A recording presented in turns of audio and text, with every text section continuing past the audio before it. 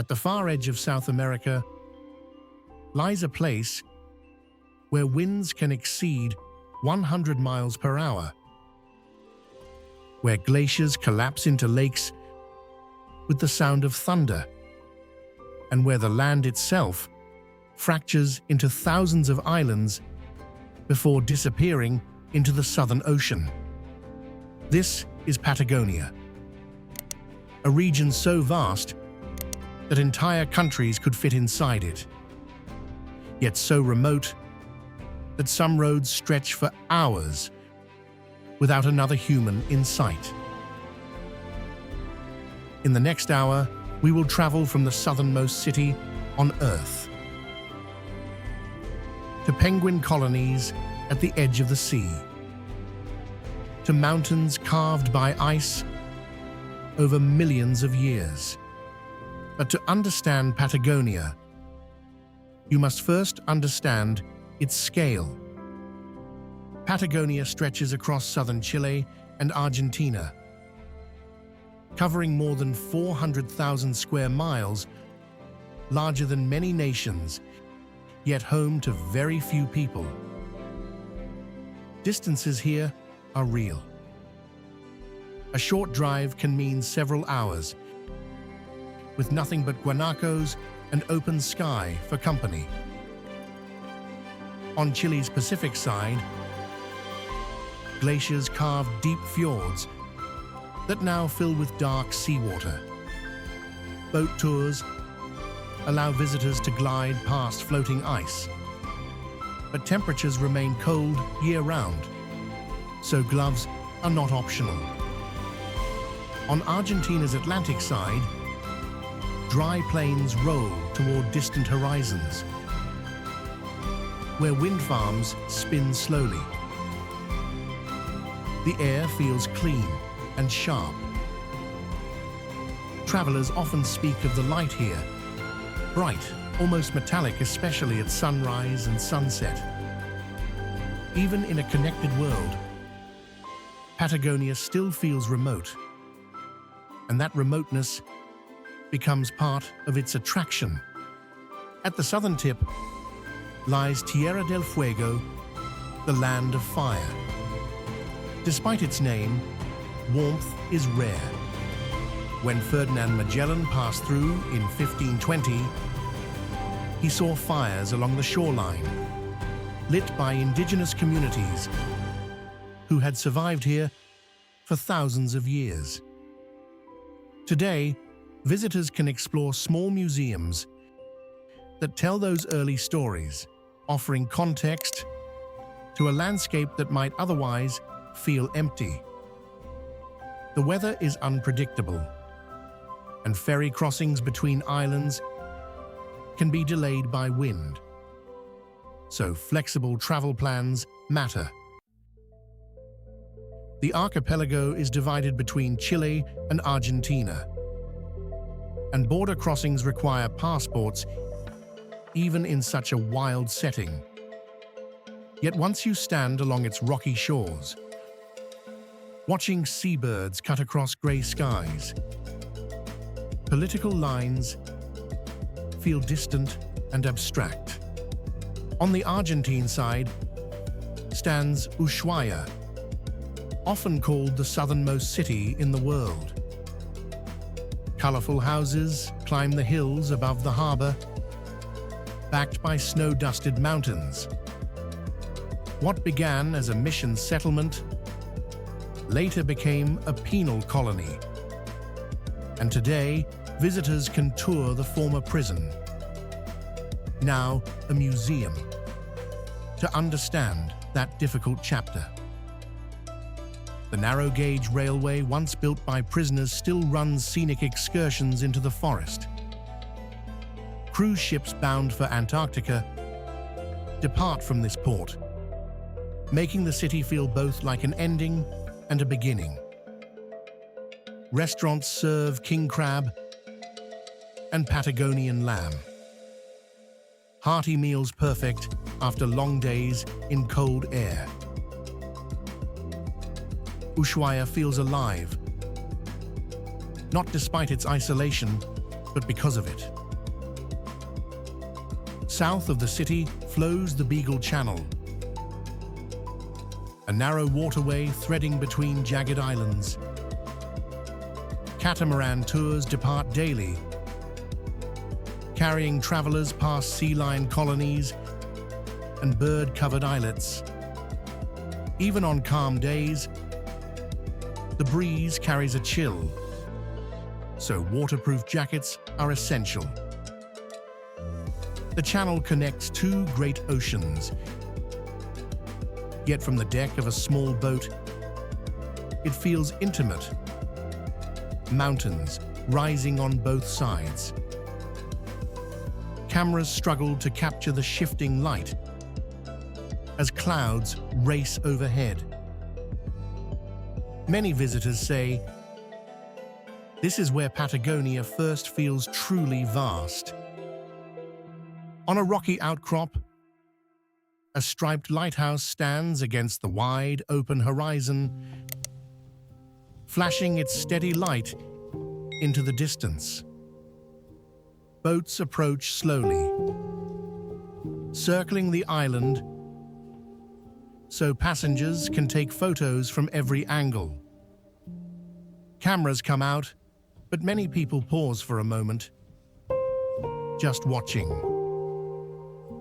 The air feels sharp and cold, and the wind pushes hard against your jacket, sometimes strong enough to make you lean into it. Waves crash against the dark rocks below, sending spray into the air. Even on calmer days, the ocean feels restless here. Though this isn't the original lighthouse at the end of the world, it still carries that feeling. Standing here, it's easy to imagine what early sailors experienced. Navigating through rough waters with only a single light guiding them forward. There are no crowds, no noise beyond the wind and sea. It's a short stop for most travelers, but it leaves a lasting impression. You don't just see this place, you feel it. Each spring, penguins return to these quiet, sheltered shores. Following the same paths their species has used for generations. Guided tours bring visitors close, but always with care. You walk slowly, keeping a respectful distance, while guides remind everyone not to touch or disturb them. The ground is dotted with small burrows where Magellanic penguins nest, their calls echoing softly across the landscape. Gentoo penguins stand upright nearby, facing into the wind as if they've learned to embrace it.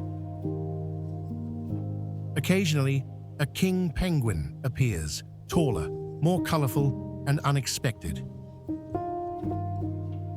Seeing one up close feels special, almost rare. The experience is peaceful, almost surreal, as if time slows down for a moment. But there are clear rules here. No loud noises, no sudden movements. Patagonia protects its wildlife carefully, and visitors become part of that responsibility. It's a reminder that places like this stay beautiful only when people respect them. Beyond these islands lies the Drake Passage, one of the most famous and challenging stretches of ocean in the world.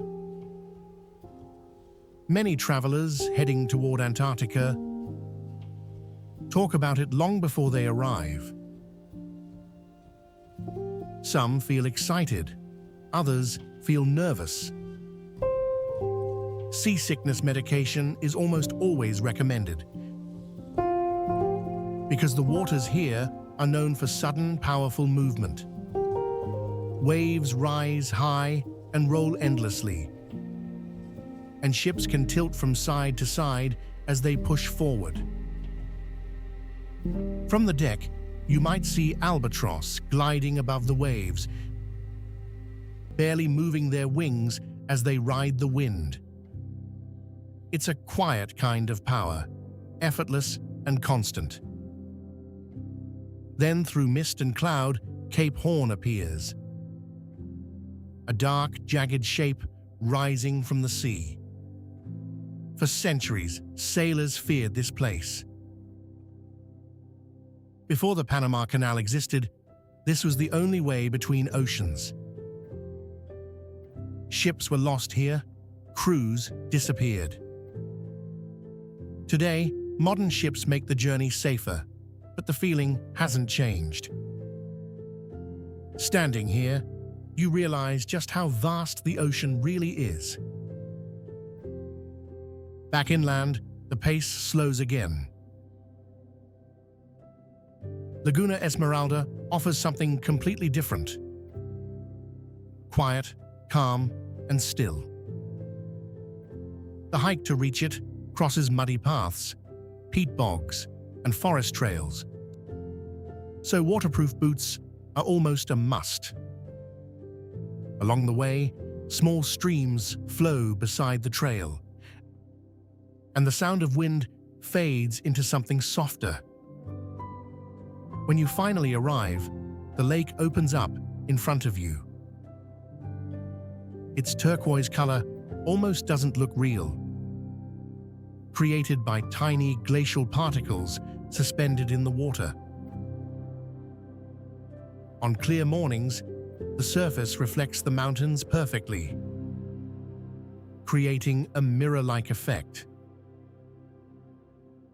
Many visitors bring snacks or a warm drink and simply sit along the shore. There's no rush here, no noise, just space to pause and take it in. Puerto Natales sits quietly beside the fjord Ultima Esperanza, which translates to Last Hope. It's a small town, but it has everything travelers need. Before heading deeper into Patagonia, cafes serve hot coffee and fresh pastries. Bakeries fill the air with the smell of warm empanadas. And small shops rent gear for hiking and camping. Most people pass through here on their way to Torres del Paine National Park. Buses leave early in the morning, often before sunrise, and accommodations can fill up quickly during busy seasons. Planning ahead makes a big difference. Despite its role as a gateway, the town feels calm. Evenings are quiet, with soft light reflecting off the water. It's the kind of place where travelers slow down, rest, and prepare for what's ahead. Torres del Paine National Park is one of the most iconic landscapes in Patagonia. Its towering granite peaks rise sharply into the sky. Visible from miles away, trails range from short walks to multi-day treks like the famous W route, which takes hikers deep into the park's valleys and viewpoints. The weather here changes quickly. Sunshine can turn into rain within minutes, and cold winds can arrive without warning. That's why hikers carry layers. Jackets, hats, gloves, even in warmer months. Preparation is key. Along the trails, refugios provide simple beds and warm meals. but they must be booked well in advance. At sunrise, many hikers gather quietly at viewpoints, waiting as the first light hits the towers. When the peaks turn golden, the entire landscape feels still.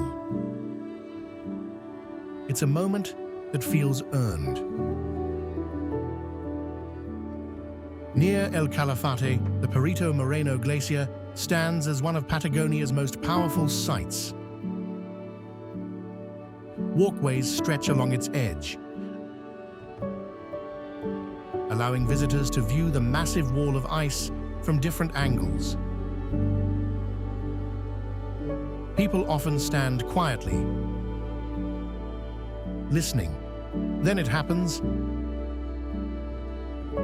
A crack echoes across the lake. Ice breaks away and crashes into the water below. The sound is deep and sudden, followed by waves rolling outward. It's unpredictable, which makes every moment feel real and alive. Boat tours bring visitors closer,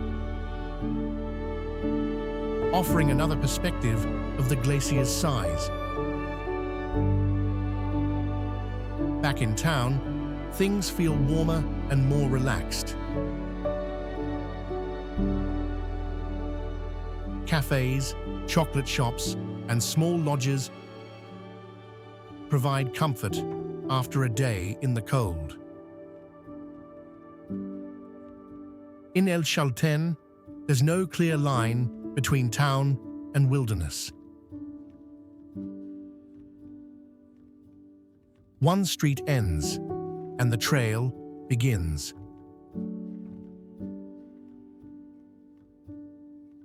No gates, no long drives.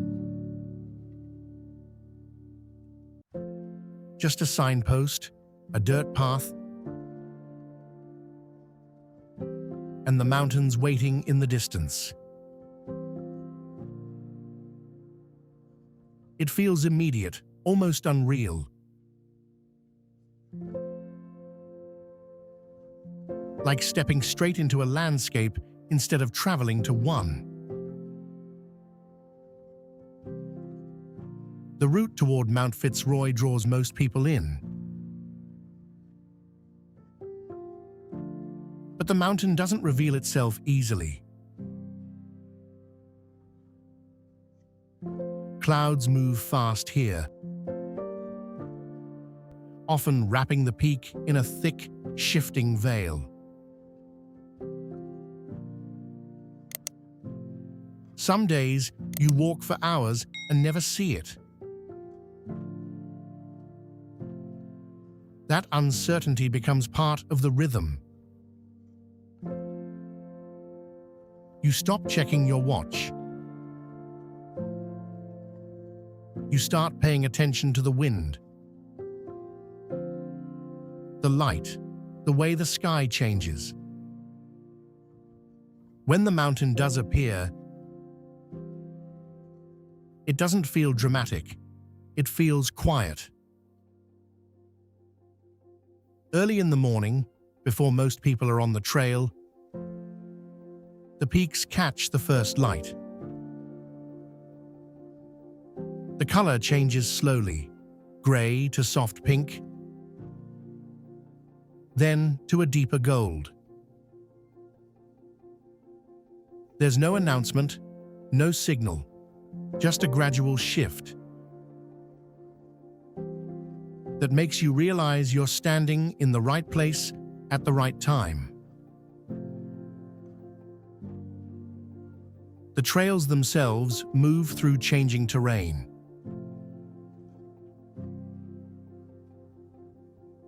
Open valleys, patches of forest, rocky inclines where the wind picks up without warning.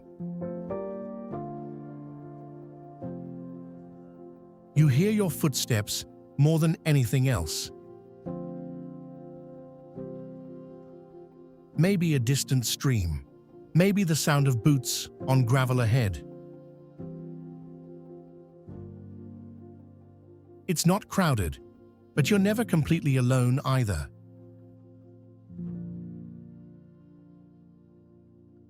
There's a shared understanding among hikers here. Everyone is chasing the same moment, even if they don't say it out loud.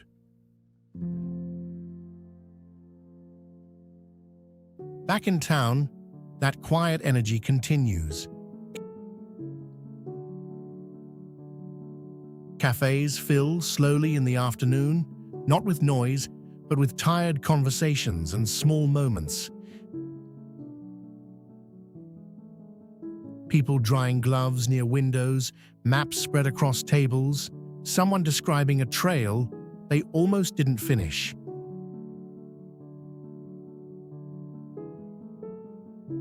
Meals are simple, warm, and enough. No one seems to be in a rush to leave.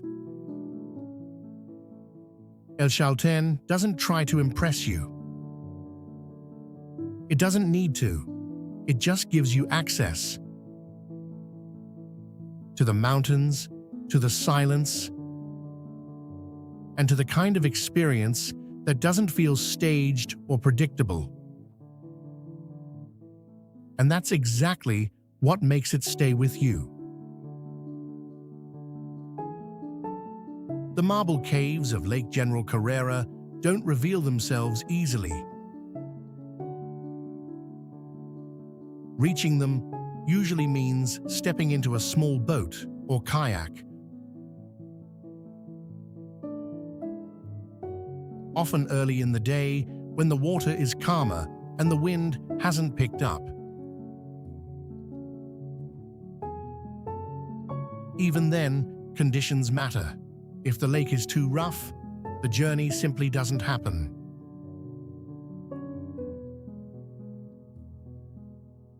That unpredictability makes the experience feel earned before it even begins.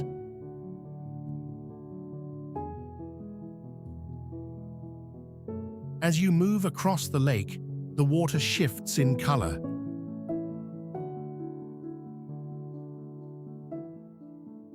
Deep blue in some areas, almost turquoise in others, depending on the light and depth.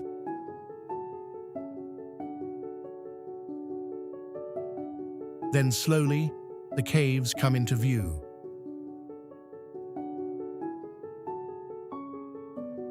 At first, they seem like ordinary rock formations, but as you get closer, the detail begins to emerge. Smooth, curved walls shaped over thousands of years by waves. Patient, repetitive, unstoppable. This isn't something carved quickly. It's something formed by time itself. Inside the caves, everything changes. Sound softens. The water reflects light upward, illuminating the marble from below. Blues ripple across the stone. Bright in one moment, darker in the next.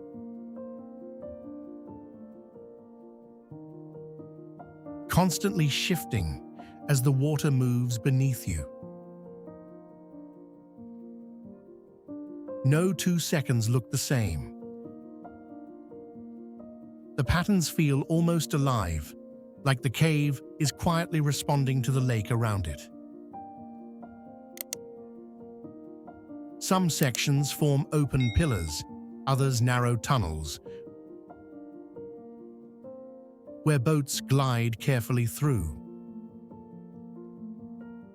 If you're in a kayak, the experience feels even closer. You can reach out and touch the cool, polished surface of the rock, feeling how smooth it has become over centuries. There's no rush here.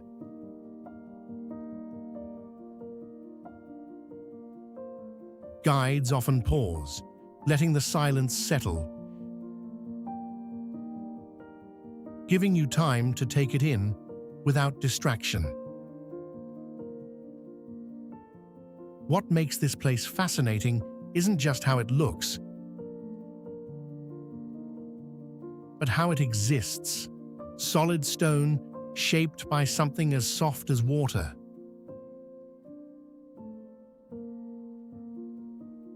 A reminder that change doesn't always happen through force. It can happen slowly, over time, without ever stopping.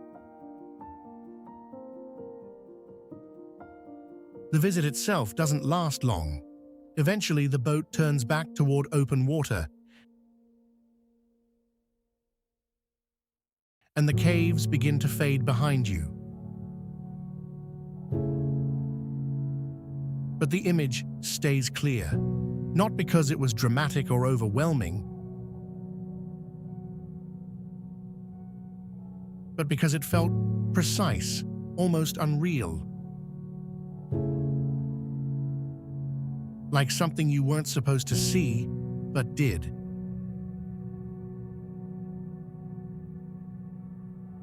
At the Wildest Peninsula, whale watching becomes a highlight. During the right season. Southern right whales return here each year to give birth and raise their young. Boats head out into the water, and before long, you might see one rise to the surface. The sound of its breath breaks the silence. Seeing something so large move so calmly creates a powerful moment. Guides explain how these animals were once nearly hunted to extinction, and how conservation efforts helped them return.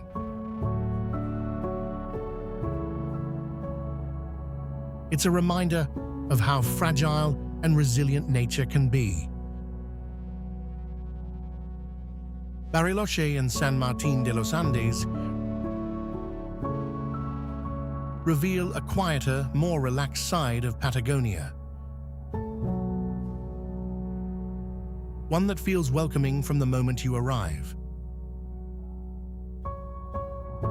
Wooden buildings line the streets, many inspired by alpine design, giving the towns a cozy, almost storybook feel. Flower boxes hang from windows, and in the distance, snow-capped peaks reflect off calm, glassy lakes. It's the kind of place where mornings start slowly, with soft light spilling over the water and the scent of fresh coffee drifting through the air. Visitors come here not just for adventure, but for balance. You can spend the morning kayaking across clear blue lakes. The water so still, it feels like you're floating through a mirror. Later, cycling paths wind through forests, filled with tall trees and quiet trails. Scenic drives, like the famous routes around the lakes, offer constant views, each turn revealing something new. Whether it's a hidden beach, a mountain overlook, or a stretch of untouched forest. In town, small cafes and chocolate shops invite you to pause. Bariloche, in particular, is known for its handmade chocolate. And it's easy to spend time sampling different flavors. Evenings are calm, with people walking along the waterfront as the sky shifts into soft colors. Compared to the harsher landscapes of southern Patagonia, this region feels gentler, but no less beautiful. It's a place where you don't have to rush.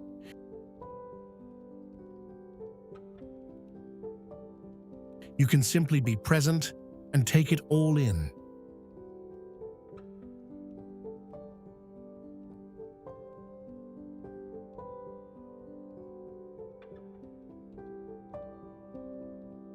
Lanín volcano rises with near-perfect symmetry, its snow-covered peak standing out clearly against the sky.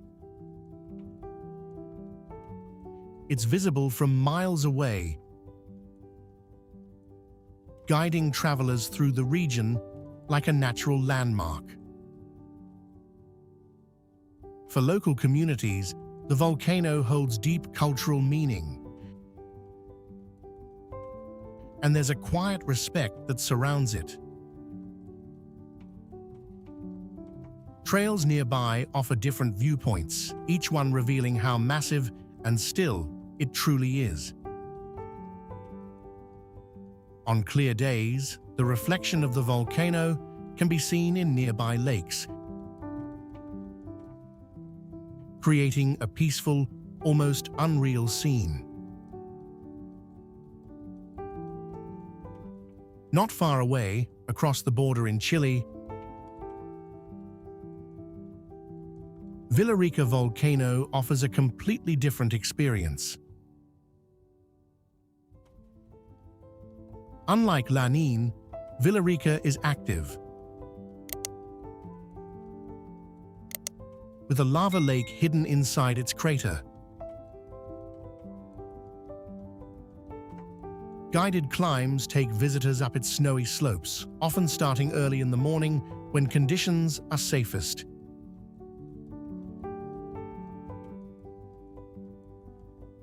The climb itself requires effort. Crampons, helmets, and ice axes are part of the journey. But step by step, the landscape opens up around you. Reaching the summit is unforgettable. Steam rises from the crater, and the smell of sulfur lingers in the air. Looking down into the volcano reminds you that beneath the calm surface, the earth is constantly moving. Even in a region known for its peaceful lakes and forests, Patagonia finds a way to remind you that nature here is still active, still powerful, and always changing.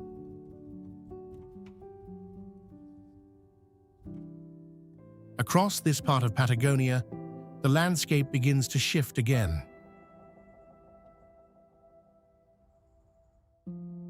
Mineral-rich rivers cut through the terrain, carving deep canyons painted in shades of red, orange, and gold. These colors stand out sharply against the surrounding greens and blues, creating scenes that feel almost otherworldly. As sunlight moves across the sky, the tones change, making the land look different from one moment to the next. Scattered throughout the region are ancient trees known as monkey puzzle trees or araucarias.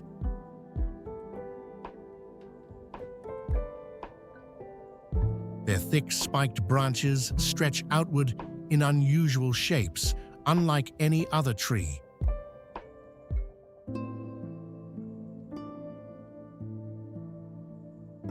These species have existed for millions of years,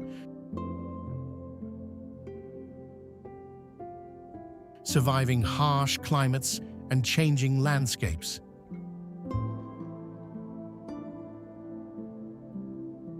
Standing among them feels like stepping into another time.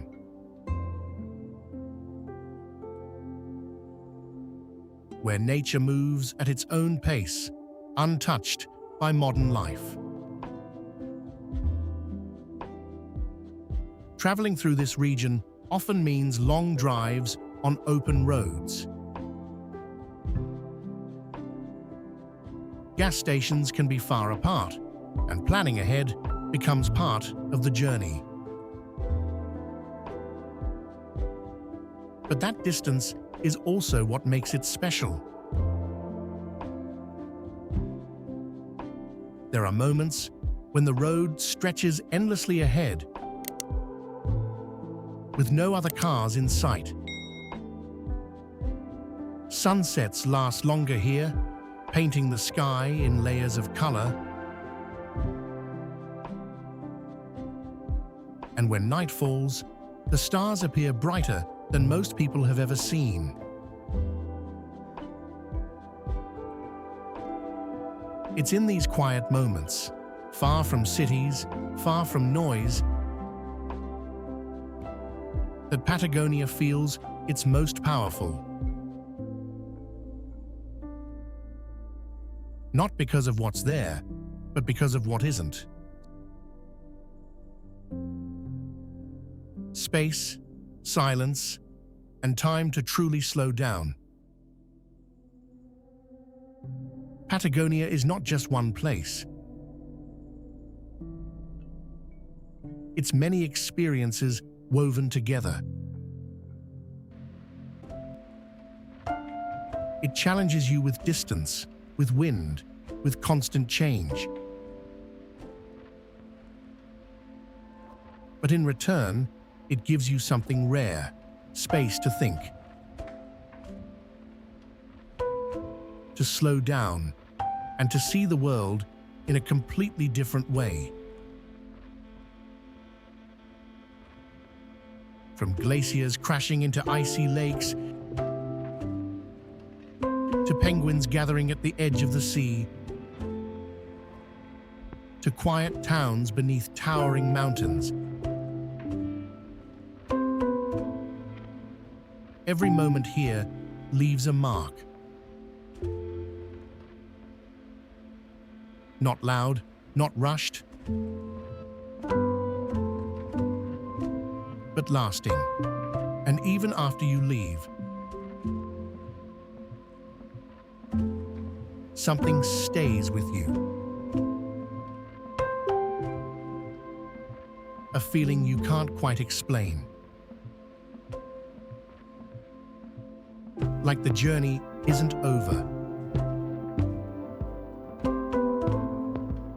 Like a part of you is still out there, in the wind,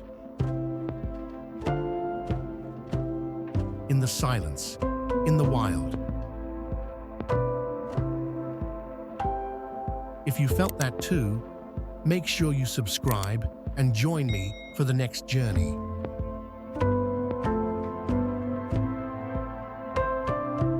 There's a whole world out there, and we're just getting started.